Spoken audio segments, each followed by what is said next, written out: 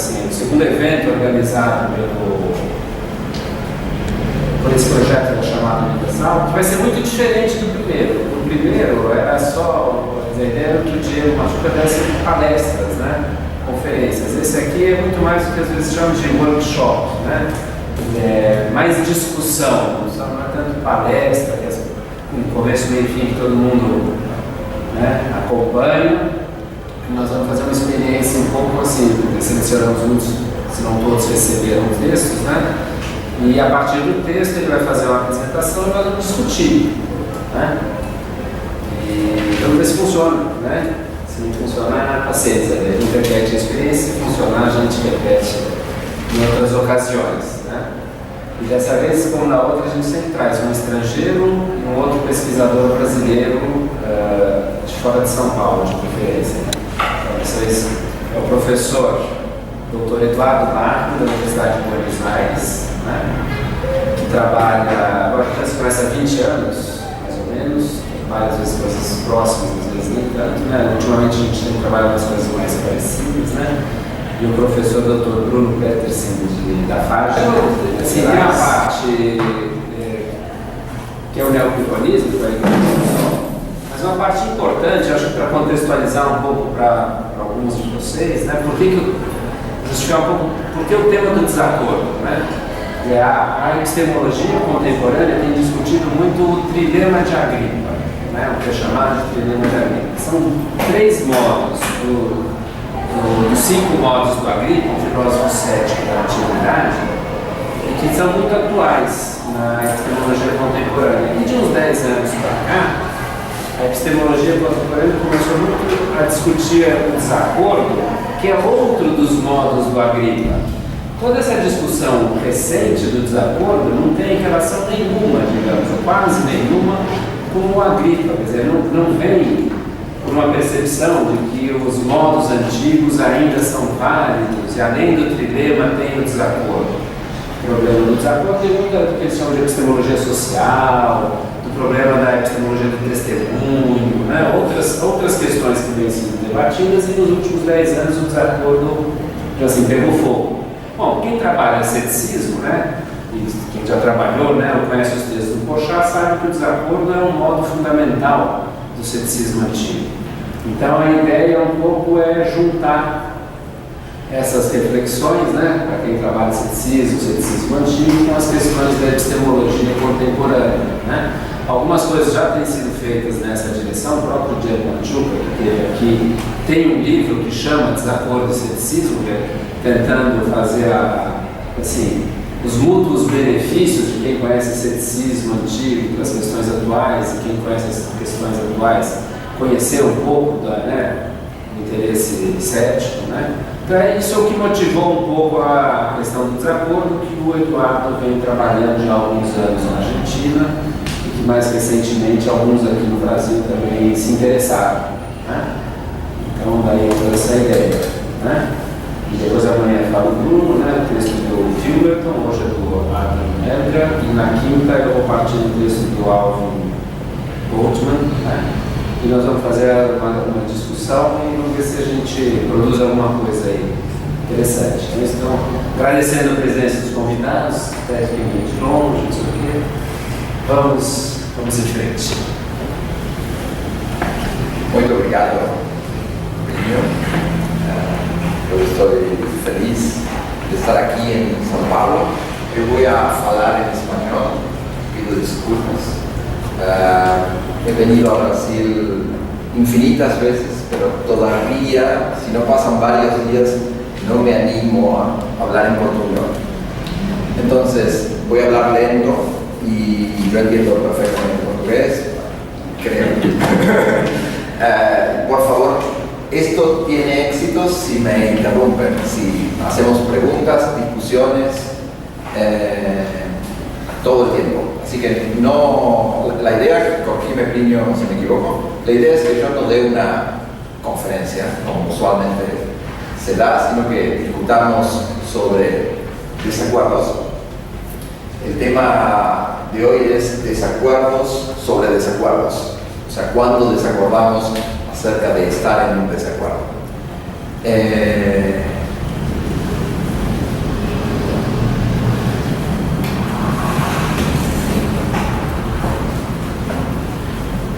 Lo primero es que voy a tratar de presentar.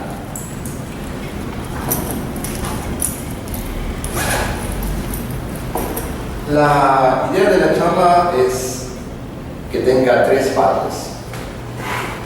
En la primera parte voy a hacer una introducción general a la cuestión de los desacuerdos epistémicos. Voy a presentar un panorama introductorio al tema general de las tres charlas. Y bueno, la idea es que nos pongamos de acuerdo acerca de qué quiere decir tener un desacuerdo entre pares. La segunda parte es presentar la distinción que va a ser importante para la discusión entre enfoques conciliatorios y enfoques persistentes. No estoy muy seguro de cómo llamar en español enfoque conciliatorio, y tampoco sé en portugués, porque es una traducción directa de una terminología en inglés. No sé cómo traducirías. ¿Está bien? ¿Está bien? ¿Y persistentes? Yo preferiría intransigentes. Intransigentes. Más que persistentes. Porque la idea de persistencia da temporalidad. Bueno, en cualquier caso, esta distinción va a ser importante para la discusión. Finalmente, la idea es presentar el núcleo de la discusión, que es la idea de desacordar sobre desacuerdo, y básicamente lo importante que quiero que discutamos es lo que se llama una discusión metateórica al enfoque conciliatorio. Voy a explicar bien qué quiere decir el enfoque conciliatorio y vamos a ver cómo se presenta, cuál es el argumento principal en contra del enfoque conciliatorio, que se llama objeción metateórica. Básicamente, hoy discutíamos con Plinio si hay o no algo nuevo en esta objeción. Entonces vamos a ver por qué uno podría tener sospechas de que no hay nada nuevo. Pero básicamente es la vieja idea de si la posición conciliatoria se autorrefuta utilizando sus propios estándares o criterios. Bien, la idea entonces sería que entre todos discutamos esa objeción, hagamos una evaluación y nos pongamos de acuerdo o no acerca de la evaluación de ese argumento.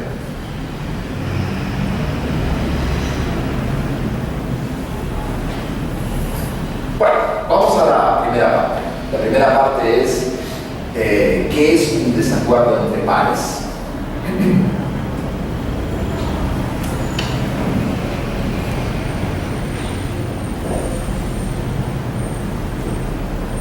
Lo primero es hacer una presentación simple de lo que es un desacuerdo entre pares. Entonces, la idea es circunscribir una comunidad, pensar en una comunidad mínima de pares epistémicos. Una comunidad mínima probablemente sean dos agentes epistémicos. Podríamos discutir si un mismo agente epistémico podría estar en desacuerdo. Pero la idea básica es, tomemos dos personas. La idea es que ser un par epistémico, o que dos personas sean pares epistémicos entre sí, quiere decir que ambas tienen el mismo acceso a la evidencia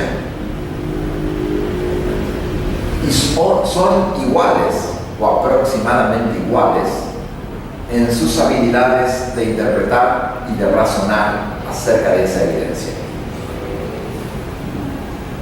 Esta presuposición es importante, por supuesto uno podría discutirla, pero la idea es que en una situación de desacuerdo entre pares epistémicos, en principio, las personas que están en desacuerdo tienen las mismas capacidades epistémicas, el mismo acceso a la información y la misma capacidad de razonar y de discutir acerca de esa evidencia.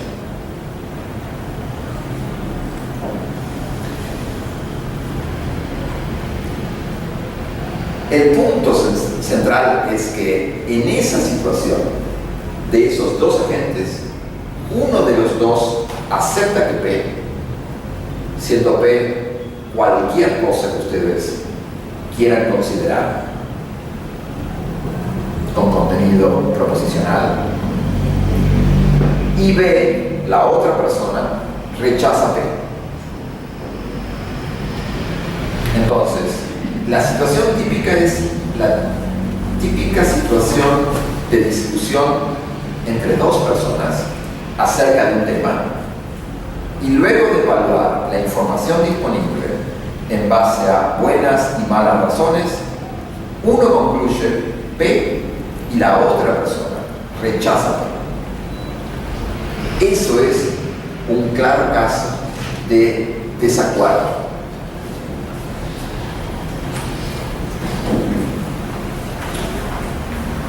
¿Cómo podríamos complejizar la situación, esta situación idealizada? Una manera de complejizar es agregar personas. Generalmente en comunidades científicas o comunidades filosóficas, los desacuerdos se dan entre más de dos personas. Entonces, múltiples grupos de muchas personas discuten entre sí, algunos concluyen, aceptan P y otros rechazan P. Noten que estoy tomando como básica la idea de aceptar algo y de rechazar algo.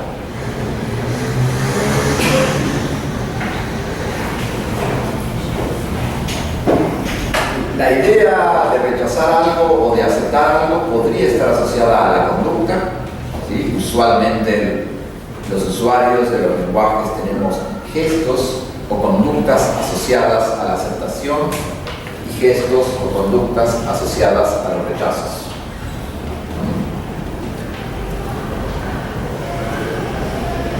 Otra de las cosas que podría complejizar la discusión es admitir que el supuesto de que los agentes, los pares epistémicos, tengan las mismas habilidades es un supuesto demasiado pesado.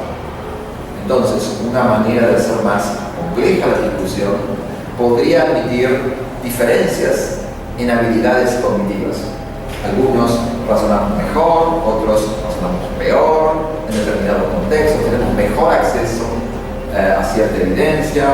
Entonces, toda esa discusión podría enriquecer el debate que vamos a tener. Pero el caso mínimo es un caso en donde uno idealiza el acceso a la información y el acceso y la capacidad cognitiva de razonar. Y aceptando esa igualdad, dos agentes discrepan respecto de un contenido proposicional. Eso es el caso del desacuerdo simple.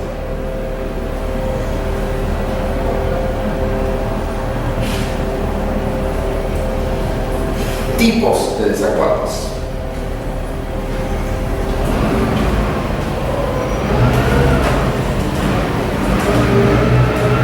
Voy a introducir una distinción entre desacuerdo epistémico y desacuerdo democrático con comillas.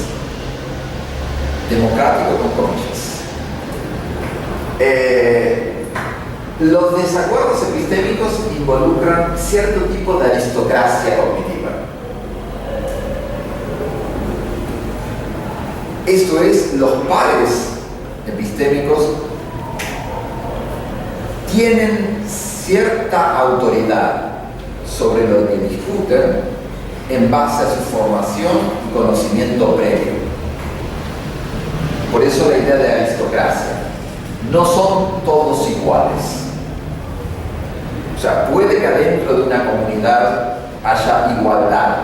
Los filósofos formamos una comunidad. Pero en lo que respecta a las discusiones acerca de determinados temas, la autoridad, o en principio la autoridad, está depositada en los integrantes de la comunidad. Si la discusión es acerca de temas de física, hay cierta presuposición de que un físico profesional, por su conocimiento y su formación, tiene más autoridad en una discusión que alguien que no pertenece al campo de la física. Pero entonces, un desacuerdo epistémico se basa en la idea de que existen subcomunidades dentro de nuestra propia comunidad en donde hay sectores de conocimiento fundado en cierta formación o conocimiento previo. Esto se opone a la idea de desacuerdo democrático. En un desacuerdo democrático, todos somos en principio absolutamente iguales. Entonces, ahí lo que vale no es el conocimiento previo, puede valer en una discusión, pero no hay más autoridad en unos que en otros.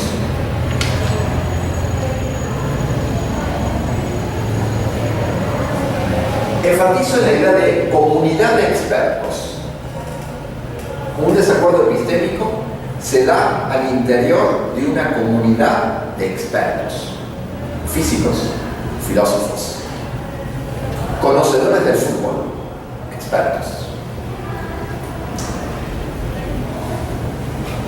Otra cuestión importante es la distinción entre tener un legítimo desacuerdo y tener un desacuerdo ilegítimo, o tener un desacuerdo real y tener un desacuerdo ficticio. Nosotros estamos interesados en ciertos tipos de desacuerdos aristocráticos, o sea, epistémicos, que son legítimos. Y es importante que nos pongamos de acuerdo qué es un desacuerdo legítimo.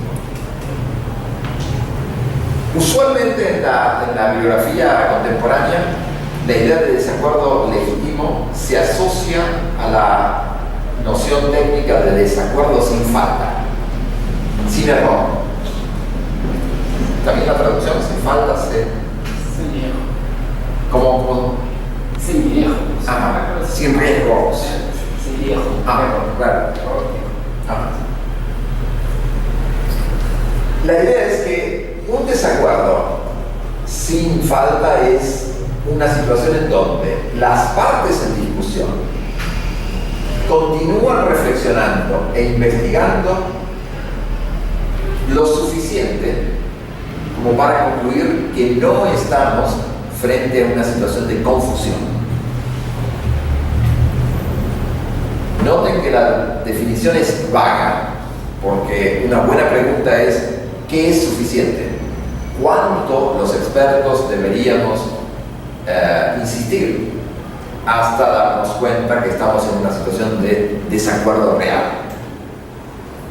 Pero aceptando esta vaguedad, la idea es que un desacuerdo real es uno en donde no estamos confundidos. O sea, Plinio y yo podemos discutir muchas veces, pero a veces cuando discutimos, analizamos lo que estamos discutiendo y la discusión se basa en alguna confusión. La idea del desacuerdo legítimo es la idea en donde ambos estamos discutiendo y luego de reflexionar sobre si estamos confundiendo algunos términos, nos damos cuenta que a pesar de haber reflexionado e insistido, él cree que P y yo rechazo P. Entonces, la idea es que los desacuerdos legítimos son desacuerdos persistentes, son desacuerdos que persisten luego de una discusión.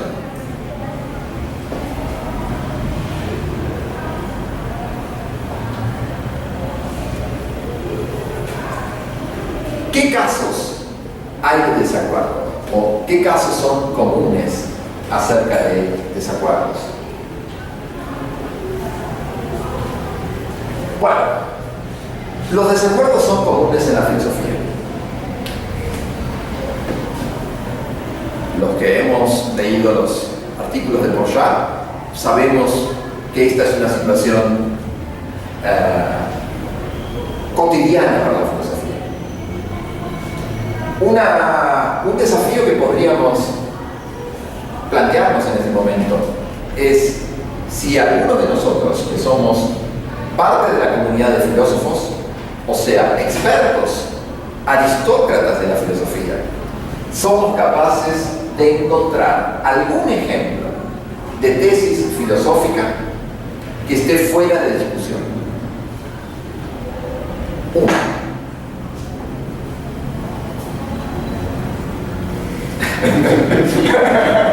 Uno. Entonces, para nosotros los desacuerdos son parte de nuestra vida. Es más, realmente convivimos con el desacuerdo y nos lo tomamos bien, o sea, no nos produce demasiada confusión. Entonces, tenemos desacuerdos persistentes. Toda la historia de la filosofía es un desacuerdo persistente, legítimo, en donde algunos filósofos sostienen que P y otros rechazan que P.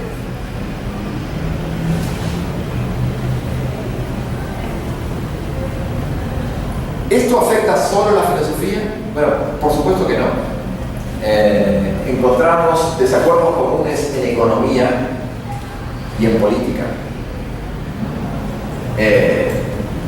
Del país donde vengo, ustedes saben, la pregunta es, ¿cómo se baja la inflación? Acá se resolvió más o menos, pero nosotros no sabemos cómo responder. Y los desacuerdos entre economistas son también cotidianos. Algunos dicen, no emita dinero sin respaldo. Otros dicen, no, emita dinero pero haga esto. Bueno, o sea, desacuerdos en economía persistentes. Ni hablar de los desacuerdos en política. Si queremos ir a un lugar un poco más teórico que los desacuerdos cotidianos acerca de política, ¿es la democracia representativa un sistema justo? Bueno, entonces, este tipo de cosas se discuten todos los días. O qué significa democracia, o qué es una democracia, o si el sistema en el que vivimos es realmente una democracia. Bien. Desacuerdos. Desacuerdos comunes también en cuestiones de gustos estéticos. ¿Te gustó ese film? ¿Te gustó esa exposición en el MASPI? No, sí. Sabores. ¿Te gusta tal fruta? Esa fruta me gusta, pero otra no demasiado. Valores morales. Lugares todos en donde los desacuerdos son cotidianos. Bueno, en Argentina esa pregunta no está bajo desacuerdo. ¿Quién es mejor? Messi o Cristiano Ronaldo. Es fácil. ¿Te gusta la tapioca? Es un poco dulce, ¿no? Depende. ¿Es moral el aborto? Discusión de ética o de política cotidiana. Y temas que salen y vuelven a salir y se siguen discutiendo.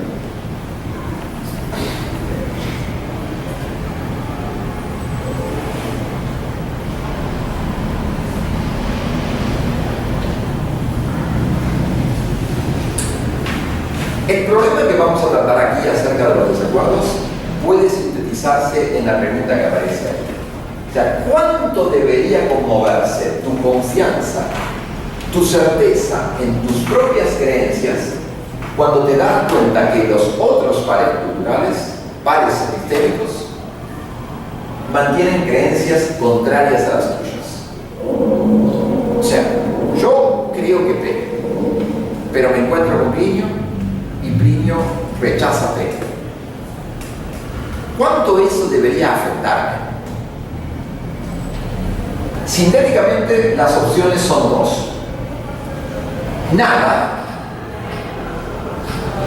o mucho. El enfoque conciliatorio acerca de los desacuerdos es aquel enfoque cercano al escepticismo que sostiene que frente a un caso de desacuerdo, el encontrarme con otro par epistémico que rechaza lo que yo creo debería afectarme mucho.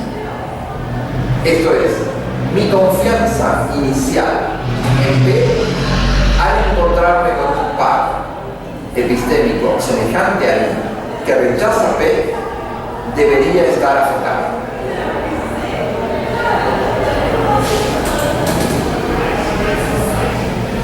Yo soy deflacionista.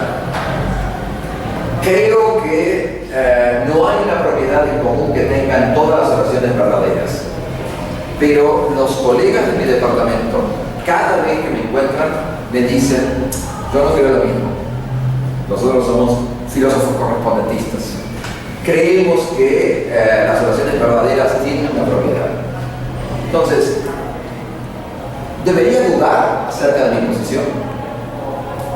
¿Debería desconfiar acerca de que lo que estoy sosteniendo en filosofía acerca de la verdad es incorrecto? La idea es que si uno adopta un enfoque conciliacionista, yo debería dudar acerca de lo que estoy sosteniendo.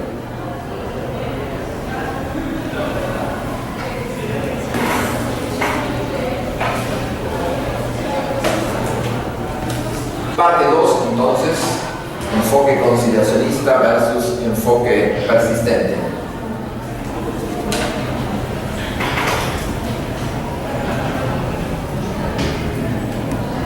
Presento primero el enfoque conciliacionista o conciliatorio. David Christensen, Adam Elga y Richard Friedman son los exponentes más importantes de este enfoque. La idea es que los desacuerdos con nosotros deberían causar menos confianza en las creencias propias, al menos cuando los otros son personas tan inteligentes, bien formadas e informadas, honestas, etc. Menos confianza. Si tú crees que P y alguien tan inteligente como tú rechaza P, entonces tú deberías reemplazar tu creencia por una suspensión de juicio acerca de P. Eso está dicho explícitamente por Feldman. O tú deberías bajar el grado de aceptación y confianza en B a la mitad, a la negra. O sea, la idea es si mensuramos nuestra confianza de la escala de 1 a 0, 1 es creo plenamente, 0 es descreo plenamente. Si yo creo plenamente que P y me encuentro con un par epistémico que rechaza P, mi confianza debería ser de 0.5. O sea, situación de duda.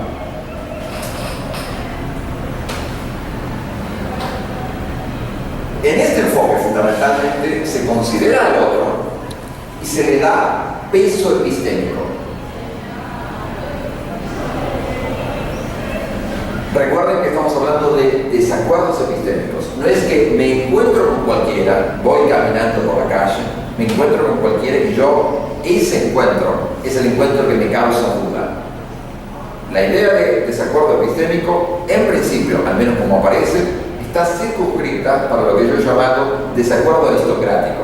O sea, me encuentro con un par en mi departamento de filosofía, explicito una tesis filosófica y un par cuestiona esa tesis.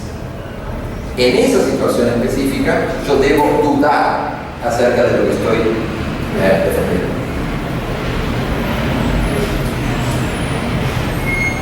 Entonces, los desacuerdos para un conciliacionista requieren que al menos uno, y probablemente ambos discutidores, si estamos en la situación de desacuerdo simple, debiliten, modifiquen o abandonen, según el caso, sus propias creencias.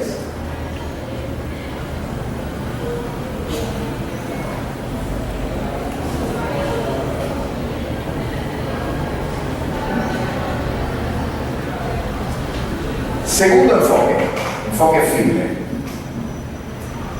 Los desacuerdos, o sea, esta es la posición contraria. Los desacuerdos con los otros pares epistémicos no deberían causar dudas en nuestra confianza, en las creencias propias. Incluso cuando los otros son personas tan inteligentes, bien formadas, informadas y honestas. O sea, esa es la tesis contraria al enfoque conciliatorio.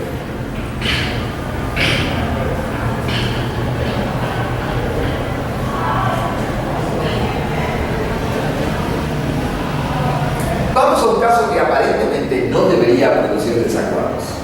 Hablamos de desacuerdos en filosofía, hablamos de desacuerdos en ética, podríamos haber hablado de desacuerdos acerca de la religión, pero vamos al caso de desacuerdo matemático.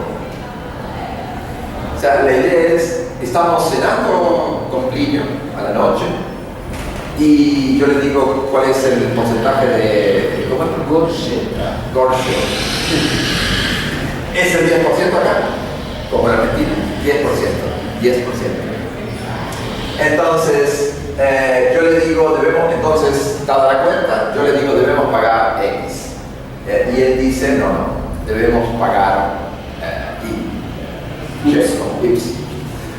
Y la idea es, lo que él dice y lo que yo digo no es igual. O sea, hay un desacuerdo numérico en la cantidad de lo que debemos pagar. Supongamos que el desacuerdo es persistente. O sea, él vuelve a hacer las cuentas, yo vuelvo a hacer las cuentas y ambos nos dan una diferencia. La idea es, ¿debe o no darse igual peso a el cálculo de... O sea, ¿yo debo o no dar igual peso al cálculo que ha hecho Plinio? ¿Debo dudar de mi cuenta o debo continuar con mi creencia de debemos pagar X cantidad de reales? Por supuesto, en el enfoque conciliatorio dirá, no, debes poner en duda tu cuenta, tu número, y entonces conciliar los números con los números que da Plinio. El enfoque firme dice, de ninguna manera, si hiciste las cuentas en situación plena y usaste todo tu conocimiento matemático, no hay motivo para desconfiar que la cuenta que hiciste esté mal.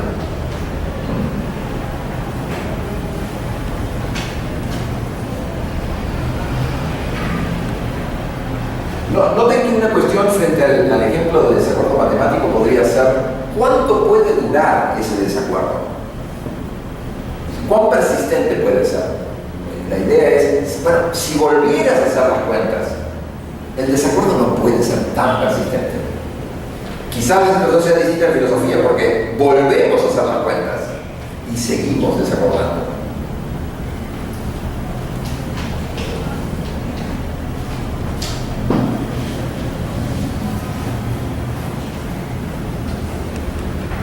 La idea es que métodos confiables de discusión usualmente conducen a acuerdos. Si hago las cuentas nuevamente, usualmente Plinio y yo tendríamos que coincidir. ¿Por qué? Bueno, porque confiamos en que las cuentas, la suma y el porcentaje, conducen a sumas, cantidades de dinero idénticas. No puede pasar que si él aplicó bien las cuentas como se las enseñaron en la escuela y yo hago exactamente lo mismo, obtengamos resultados distintos.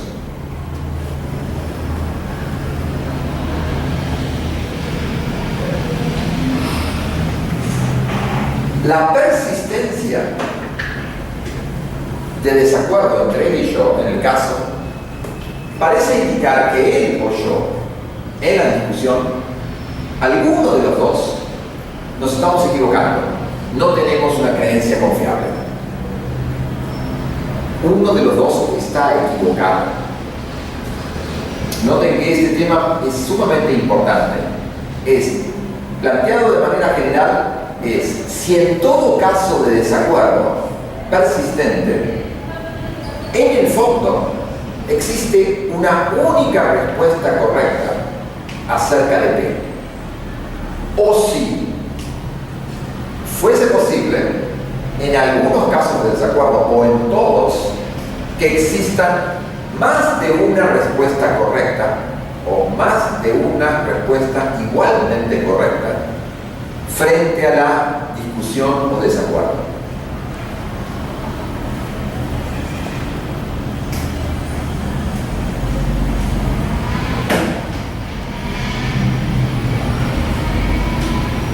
Un tema importante es cuán circunscrito, cuán limitada es una discusión en la que se da un desacuerdo. Usualmente, quizás no tan claro para el caso de las matemáticas, pero en otros casos de desacuerdos, lo que estaría sucediendo es que otras creencias que yo sostengo, que están relacionadas inferencialmente con P, proposición sobre la cual estamos desacordando, están afectando mi aceptación de P, y que pares epistémicos en una discusión en la que desacuerdan tienen distinto background o creencias que no comparten. Entonces, típicamente en el caso del desacuerdo en política o en moral, la discusión sobre el aborto, se parten de creencias distintas, de conocimientos distintos, y la discusión, incluso de valores distintos, y la discusión o desacuerdo fundamentalmente está en que no está circunscrito el conjunto de creencias sobre las cuales están discutiendo.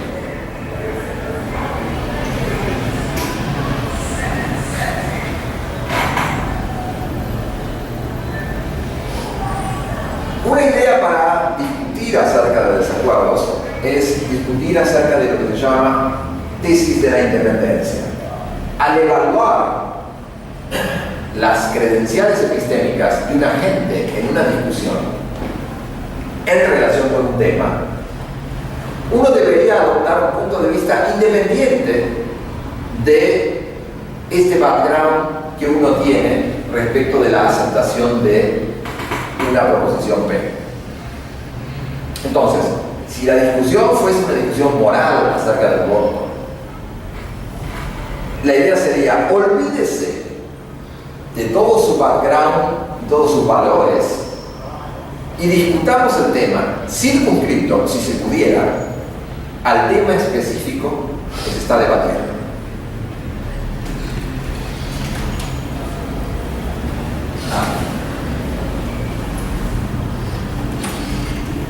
Hay quienes se acuerdan acerca de la moralidad del aborto. Presumiblemente ellos también desacuerdan acerca de otras cuestiones que están interconectadas con la cuestión original. Si queremos resolver esa discusión, olvídese de los otros desacuerdos. ¿Qué motivaciones tenemos para ser anticonciliacionistas o para sostener que uno no debería estar afectado por los desacuerdos con nosotros? La idea es, bueno, mire, si usted revisa en el caso de desacuerdo matemático sus cuentas una y otra vez, si el resultado continúa siendo el mismo, no hay motivos para dudar y conciliarlo. Entonces, ser anticonciliacionista equipara todos los casos de desacuerdo a casos semejantes al del desacuerdo acerca de las sumas y restas en un cálculo de porcentaje de una cuenta en un restaurante. Ustedes podrían evaluar si los casos son semejantes. ¿En qué sentido en un caso de desacuerdo filosófico estamos en condiciones de, si usted revisa una y otra vez sus tesis filosóficas, las analiza, y el resultado es que sigue creyendo que P, entonces no debería conciliar con su discutidor? Noten que nuevamente debajo de esta discusión está la cuestión de si existe un único procedimiento tal que es posible decir ante P que P es correcta o incorrecta. Si existiera más de uno, quizás la situación es distinta. Principio de unicidad. Solo una respuesta puede ser racionalmente correcta.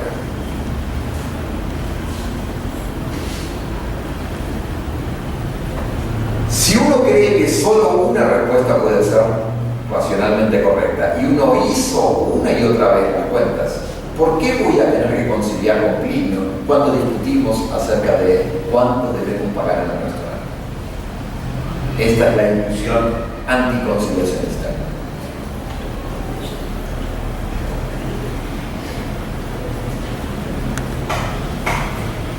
Esto para discutir. Kelly argumenta que una posición fuertemente conciliatoria asume unicidad, pero muchos encuentran la unicidad altamente implausible. O sea, no puede ser que haya un único criterio, especialmente en campos en donde los desacuerdos son persistentes. Se sigue por modus tollens que hay algo errado en la posición que asume unicidad.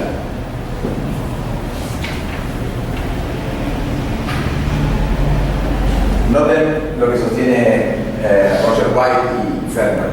Afirman que adoptar unicidad compromete con el enfoque conciliatorio. Más aún, Feldman también afirma que todo rechazo a la unicidad compromete con el rechazo al enfoque conciliatorio. Entonces, un punto importante a discutir es ser conciliacionista. ¿En qué medida asume o motiva la idea de que hay un único procedimiento por el cual yo puedo concluir que P es correcta o no lo es? ¿Cuánto de eso condiciona ser conciliacionista respecto del desacuerdo o no?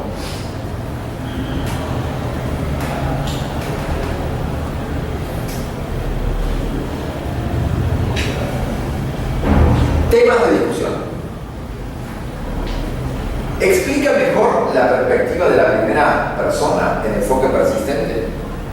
Entiendo por perspectiva de la primera persona esa certeza individual, quizás subjetiva, que experimentamos cuando creemos que P y no tenemos motivos para dudar acerca de P.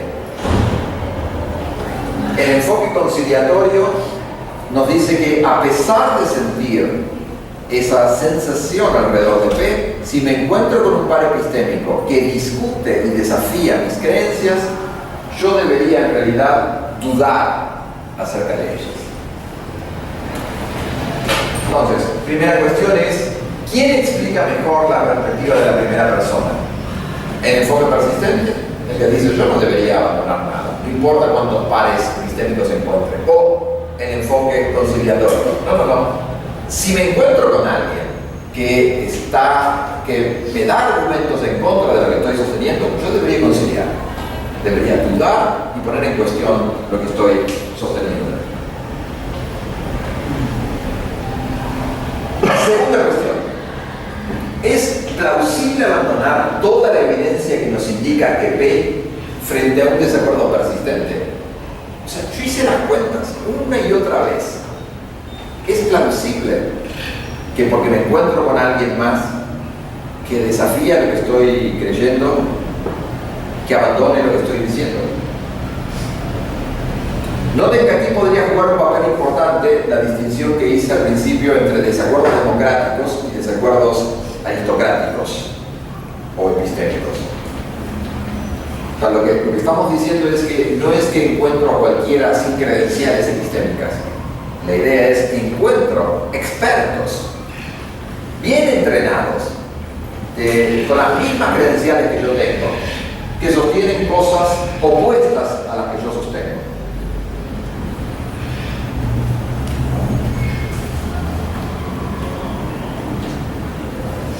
Tercer tema que propongo. ¿Son todas las áreas iguales respecto de los desacuerdos?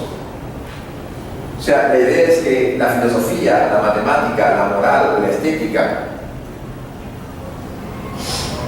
en el fondo no es importante si estamos discutiendo acerca de desacuerdos que se dan en una de estas áreas para hacer una teoría general del desacuerdo? ¿O tendremos que ser cuidadosos y presentar tesis particulares para cada una de las áreas? Hay mucha gente que podría pensar de la siguiente forma. No, hay desacuerdos persistentes en la filosofía, pero no los puede haber en ciencias, porque la ciencia y la filosofía son distintas disciplinas. La idea es que, bueno, si una comunidad de científicos discute una y otra vez sobre un tema, alguno tiene que estar equivocado. Pero en el ámbito de la filosofía, no existe esa idea de alguno tiene que estar equivocado, o quizás exista la idea de que todos están equivocados. Ninguno está en lo cierto.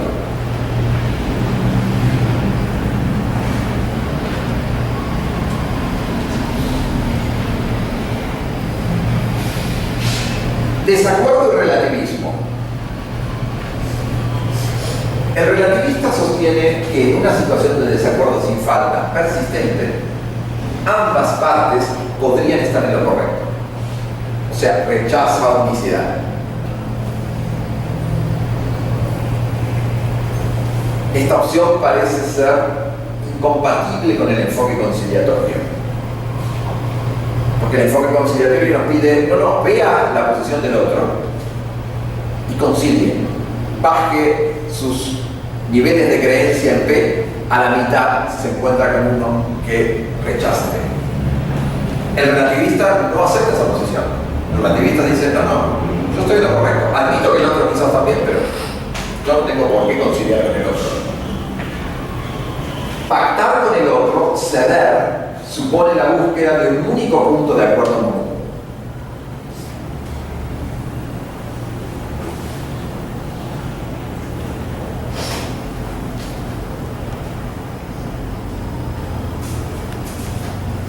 Entonces, tema específico es cuán cercano es el enfoque conciliatorio con la idea de unicidad. Hay una única manera de resolver la cuestión de si P es correcta o incorrecta.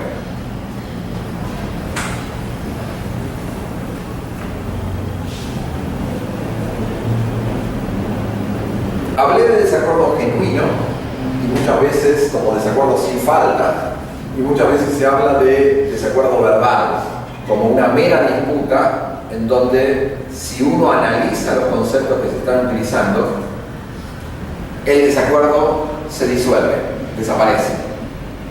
Entonces, una cuestión específica de la filosofía podría ser preguntarnos cuántos de los desacuerdos en filosofía son realmente genuinos y no se tratan de desacuerdos verbales, situaciones de confusión.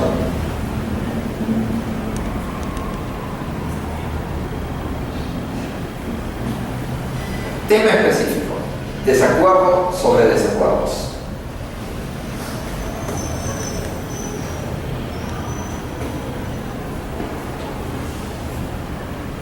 Voy a tomar la parte central del artículo de Adam Elgar, cómo desacordar acerca de los desacuerdos.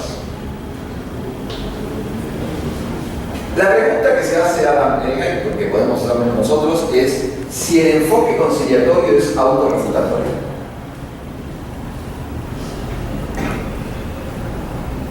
Y la idea es esta: supongamos que yo, que defiendo el enfoque conciliatorio, sé que muchos filósofos inteligentes defienden posiciones distintas a la mía. Yo soy conciliacionista, pero me encuentro con alguno de ustedes y ustedes me dicen, el conciliacionismo está mal, es incorrecto. ¿Qué diría un conciliacionista respecto de esa situación de desacuerdo acerca de los desacuerdos? ¿Yo qué tendría que hacer respecto de mi propia posición conciliacionista? Bajar el nivel de aceptación acerca del conciliacionismo. ¿Sí? Si bajo ese nivel de aceptación respecto del conciliacionismo, ¿qué debería hacer? Bueno, pongo en duda la posición conciliacionista. O sea, parto de una situación en donde soy conciliacionista, ahora P es, el conciliacionismo es correcto como posición acerca de los desacuerdos. Me encuentro con pares epistémicos que me dicen: vos estás completamente equivocado acerca de los desacuerdos. Aplico mi propia idea acerca del desacuerdo, ahora sobre los desacuerdos, y pacto con los otros, y entonces abandono mi confianza inicial en mi conciliacionismo y me vuelvo no conciliacionista. Entonces, la idea es que si uno fuese conciliacionista consecuente y aplica las propias ideas del conciliacionismo a la idea misma de desacuerdo sin falta, terminaría siendo no conciliacionista.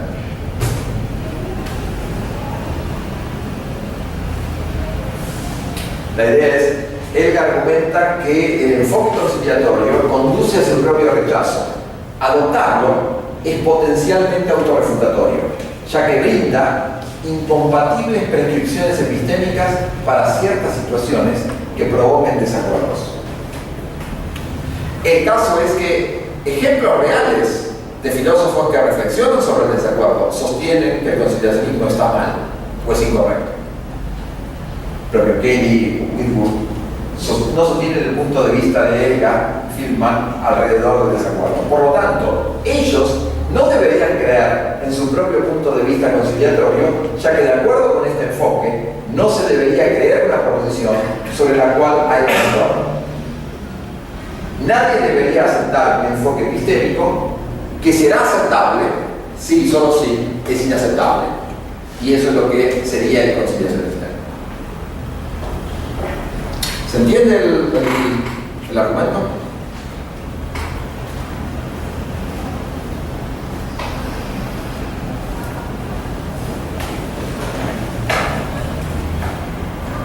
Respuestas posibles. Se debería adoptar en general el enfoque conciliatorio, excepto cuando el desacuerdo se produzca acerca de qué es un desacuerdo. Y esta es la primera respuesta a ese argumento. El problema con esta respuesta, como figura en el pizarrón, es que parece ser un tanto ad hoc y la restricción parece ser un poco arbitraria. O sea, ¿por qué justo en este caso desacordar sobre el desacuerdo estaría limitado respecto de la aplicación de la tesis conciliatoria?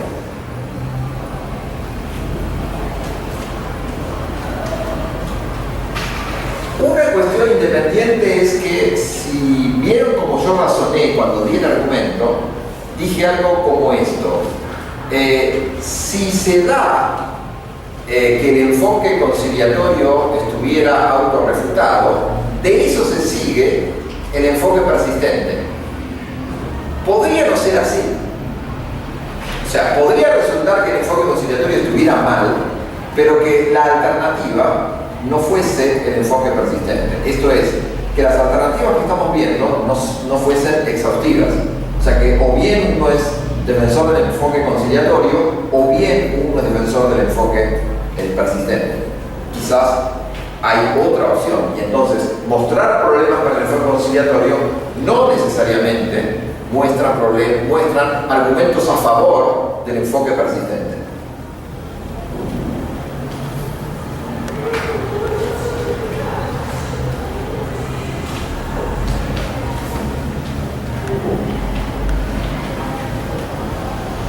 Segunda alternativa. Para ser consistente, todo método debe ser dogmático con respecto a su propia corrección. Por eso, la metaobjeción al enfoque quedaría bloqueada. ¿Sí? El conciliacionista debe ser conciliacionista acerca del desacuerdo en general, pero justamente no aplicar su propio conciliacionismo sobre la propia idea de los criterios de corrección de los desacuerdos. ¿Por qué, si le preguntan a un conciliacionista en este nivel, él es conciliacionista? La respuesta sería: porque sí. O sea, el conciliacionismo no me da razones para ser conciliacionista.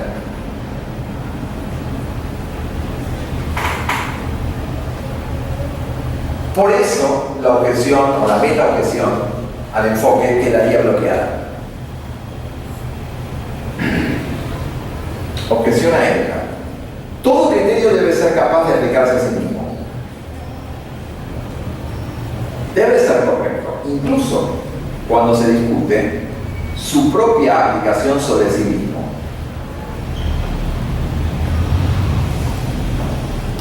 Para profundizar este argumento, propongo la siguiente analogía con la noción de verdad.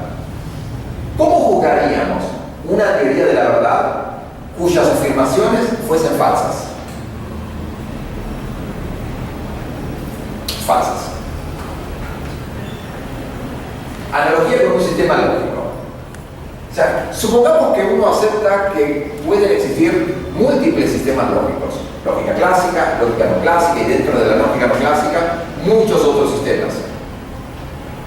¿Qué pasaría si cuando hago metateoría y quiero probar que la lógica es correcta, o sea que los argumentos válidos transmiten verdad en esta conclusión, al hacer esas reflexiones, la lógica que utilizara no fuese lógica clásica? O sea que la metalógica de la lógica clásica fuese una lógica no clásica. Aquí nuevamente el punto parecería, eso estaría mal.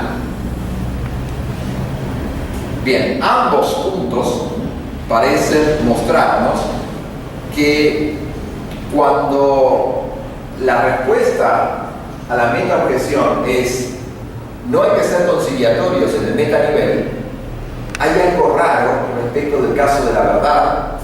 Eso es equivalente a sostener algo así como cuando hago una teoría de la verdad, mis afirmaciones podrían ser falsas, o cuando hago un sistema lógico, mis reflexiones acerca de la lógica podrían no ser idénticas a lo que el propio sistema lógico dice adentro del sistema.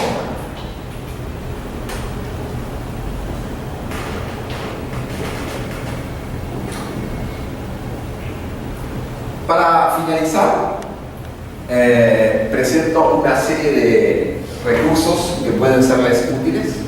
Si tienen ganas de mirar un poco esto, les recomiendo la discusión sobre desacuerdos que está en el blog de Wederson, y esta discusión en Philosophy TV que aparece alrededor de la noción de desacuerdo entre Christensen y Sorensen. Y las referencias sobre la discusión son enormes y vastas. Por supuesto, si alguien está interesado, se le puedo mandar la propuesta. Te la veo.